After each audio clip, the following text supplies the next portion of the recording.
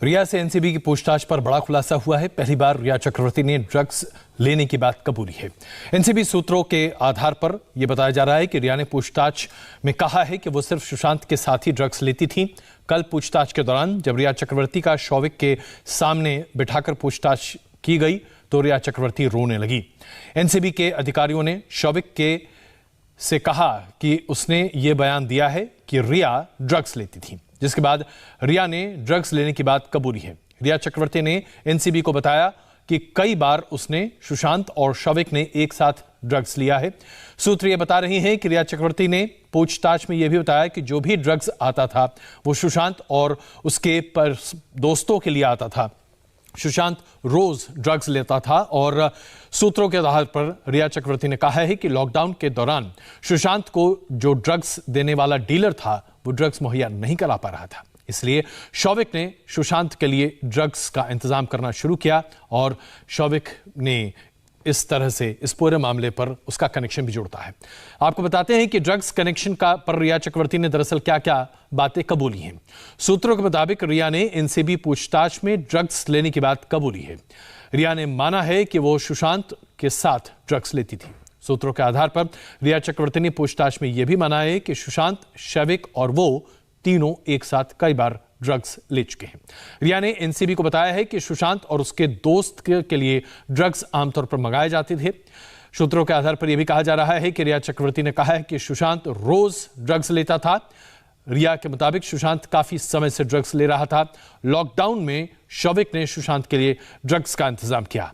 सूत्र यह भी बता रहे हैं कि पूछताछ में रिया चक्रवर्ती ने कहा है कि उसने सुशांत को ड्रग्स लेने से कई बार मना किया, लेकिन मना करने के बावजूद सुशांत ड्रग्स लेना नहीं बंद कर रहा था।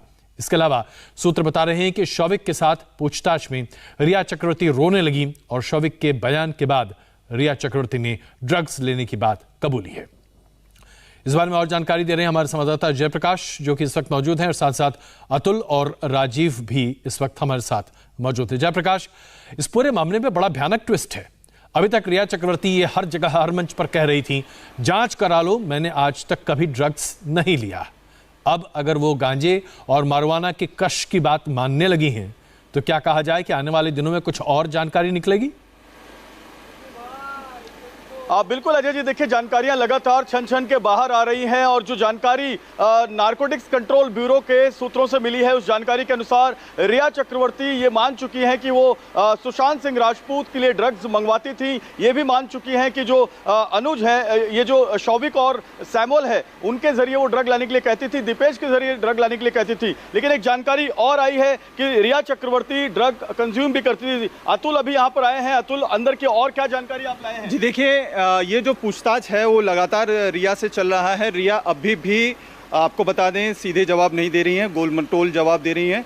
उनसे लगातार ये पूछताछ की जा रही है कि जो ड्रग्स था उसमें ड्रग्स क्या वो लेती थी। वो अब तक नहीं इनकार कर रही हैं। उन्होंने ये नहीं माना कि वो ड्रग्स लेती थी। ये बार बार कह रही हैं कि ड्रग्स में जो भी चैट होती थी वो खुद सुशांत के कहने पे टाइप करती थी और सुशांत के कहने पर ही लॉकडाउन में अरेंजमेंट होती रहे, सुशांत को ड्रग्स मिलता रहे, इसके लिए मैं अरेंजमेंट करती थी। मैंने कभी अपने जो है इच्छा से लॉकडाउन में ड्रग्स मंगवाने की जो बात है वो रिया ने मानी है। रिया ने ये माना है कि सुशांत सिंह राजपूत जो है वो ड्रग कंज्यूम करते थे। लॉकडाउन में ड्रग्स की इतनी जरूरत क्यों पड़ती थी, तो इस पर उनका ये कहना है कि सुशांत जो है कंट्रोल में नहीं आते थे। उनकी जो दवाइयां हैं वो लगातार बदल दी जाती थी। पहले नवंबर में एक बार बहनों ने दवाइयां बदलने की कोशिश की, लेकिन जब वो नहीं हुआ तो जब चंडीगढ़ सुशांत सिंह राजपूत गए तो वहां पर डॉक्टर करसी चावड़ा की जो दवाइयां हैं वो बदल दी गई, वहां पर नई दवाइयां शुरू की गई। उसके बाद जब सुशांत मुंबई आए तो यहाँ पर सुशांत यहाँ कई बातें कह रही है, लेकिन आइए जरा मुद्दे पर रहते हैं। दवाइयां बदली की जाएंगी तो सुशांत के जीवन को खतरा हो सकता है। इसी वजह से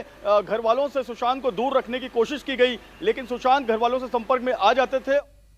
जयप्रकाश, मूल मुद्दा यह है कि जो सूत्र जानकारी दे रहे हैं उसके आधार पर रिया चक्रवर्ती अपने भाई के साथ रोते रोते कन्फेशनल स्टेटमेंट में यह मान रही हैं कि उन्होंने सुशांत सिंह राजपूत के साथ ड्रग्स लिए। यह बात क्या सूत्र कंफर्म कर रहे हैं या दरअसल अभी इसमें अस्थिरता की बात है, बातें जरा अलग अलग निकल कर आ रही हैं? स्थिति क्या है?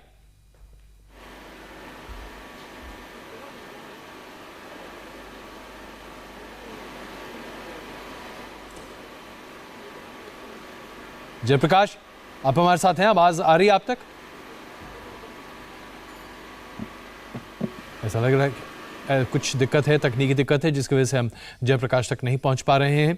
लेकिन एनसीबी दफ्तर के बाहर ही हमारे संवाददाता राजीव भी मौजूद हैं। राजीव, ये बताइए कि सुशांत सिंह राजपूत के इस पूरे मामले में जहां रिया चक्रवर्ती बार बार ये कह रही हैं कि सुशांत सिंह राजपूत ड्रग्स लिया करते थे, ड्रग्स का मतलब गांजा और मोरवाना की बात वो कर रही हैं, तो क्या इसमें रिया चक्रवर्ती खुद भी उस तरह के सिगरेट का इस्तेमाल करती थी? क्योंकि उन्होंने ये बात तो मानी है कि वो सिगरेट पीती थी।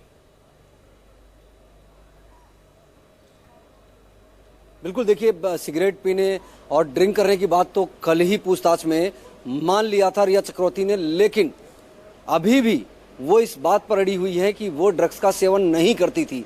इसीलिए आज एसआईटी की टीम उनसे चारों तरफ से पूछताछ हो रही है, उन पर सवालों की बौछार हो रही है और इसी वजह से अब ये खबर सूत्रों के हवाले से सामने आ रही है। हालांकि एनसीबी ने अभी तक आधिकारिक तौर पर पुष्टि नहीं की, लेकिन एक खबर सामने आ रही है कि लगातार हो रहे सवालों के चलते रिया चक्रवर्ती बौखला गई है, क्योंकि एसआईटी की टीम में जो 5 सदस्य लगातार एक के बाद एक सवाल कर रहे हैं और खास तौर पर उस चैट को सामने रखा जा रहा है जिसमें वो ये बात कन्फेस कर रही थी कि उन्होंने हाई क्वालिटी का ड्रग्स इसके पहले नहीं लिया था। यानी कि ये बात अपने आप को इस बात को साबित करती है कि उन्होंने इसके पहले ड्रग्स लिया था। बात सिर्फ quality, high quality, low quality की थी।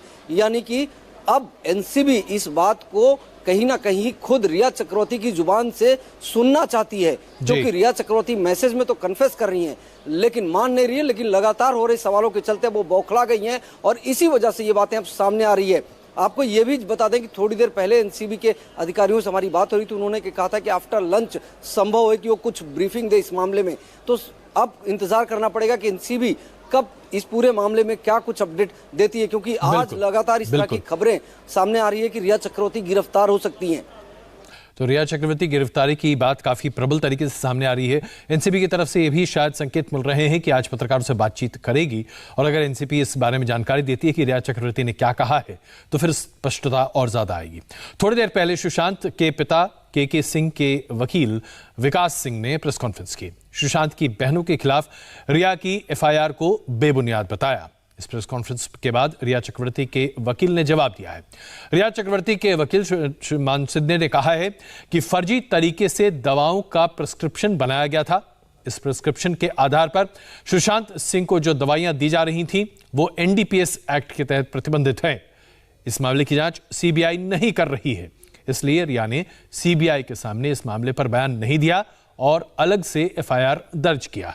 हम आपको बता दें कि विकास सिंह, जो कि सुशांत के परिवार के वकील हैं, उनका यह कहना था कि रिया चक्रवर्ती ने सीबीआई के सामने मुंह नहीं खोलकर कानून का पालन नहीं किया है। पहली बात तो यह लग रहा है कि मुंबई पुलिस का बांद्रा पुलिस स्टेशन रिया का सेकंड होम जैसा है, उनका दूसरा घर है। वो हर छोटे छोटे मौके पे भाग के वहां जाती हैं, वहां शरण लेती हैं जैसे कि कोई अपने घर में शरण लेता है।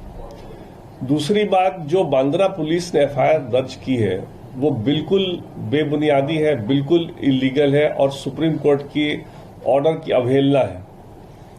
सुप्रीम कोर्ट ने जो एफआईआर दर्ज करने की लिबर्टी दी थी वो सिर्फ उस लिबर्टी उसके बारे में दी थी जो उनका इंक्वेस्ट प्रोसीडिंग चल रहा था, जो उनका इन्वेस्टिगेशन चल रहा था, जो भी 174 की प्रोसीडिंग उन्होंने स्टार्ट की थी।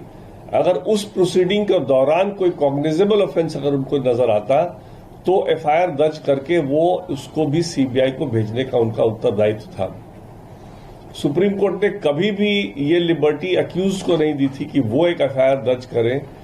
एफआईआर दर्ज करने में जैसे कि मुंबई पुलिस ने आईपीसी के और एनडीपीएस के सेक्शनों को भर दिया है, जैसे लगता है कि उनको बस एक खाना पूर्ति करनी थी, रिया को पुलिस स्टेशन से खुश करके भेजना था और इसीलिए बिना सोचे समझे, बिना देखे कि उसमें से कोई भी ऑफेंस जो उनकी कथित है उस कथित में ऑफेंस होता है कि नहीं होता है वो भी बिना देखे हुए एक एफआईआर लिख डाली है। तो इसका तो बहुत ही सीरियस हम एक्शन लेंगे। तो सुशांत सिंह राजपूत का परिवार बार बार ये कह रहा है कि सीरियस एक्शन लेंगे। हम यहाँ पर एक छोटा सा ब्रेक ले रहे हैं और ब्रेक के बाद आपको बताएंगे रिया चक्रवर्ती से एनसीबी की पूछताछ में क्या कुछ निकल कर आ रहा है।